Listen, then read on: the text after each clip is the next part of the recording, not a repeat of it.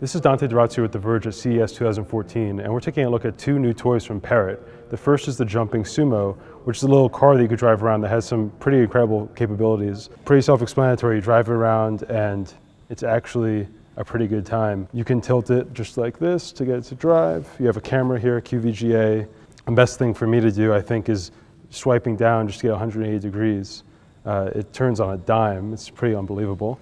It has two different wheels that are controlled independently, of course, and there's a gyroscope and an accelerometer in there to help it keep balance. There are a whole bunch of other little tricks they've added in here. You can make it jump. We've been playing with the jumping Sumo a bit here at CES, and the range has been pretty great. Parrot says it's rated for up to 160 feet in an open area, but here in like a hotel with walls, uses advanced Wi-Fi technology, AO2.11ac, as well as 5 gigahertz if you need it. The battery life is expected to be about 20 minutes, which is about as good as you could expect for something this small.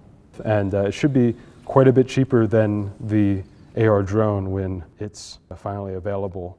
They say it should come out later this year. The other new toy from Parrot is a little mini drone, that's the name of it, and it's taking a technology that they're using the AR drone into this tiny little guy, and he's kind of like an angry bee that you can control quite accurately. Let's see if I can just get him to take off here. Whoa.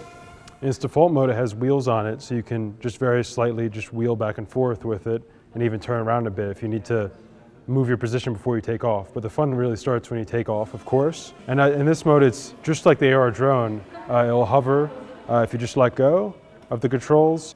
It uses gyroscopes and a whole host of other sensors, ultrasonic. There's a camera facing down to calculate the altitude. There's a barometer and a whole bunch of other sensors to make sure it doesn't crash. It's not to say it's crash proof, but it is pretty easy to control. We don't know when it's going to be available, but it does use Bluetooth 4.0 for communication. They say it has a range of about 160 feet if you're going in a straight line. It's probably a bit less than that indoors. And it's just about 6 minutes of battery life. That's the Parrot MiniDrone.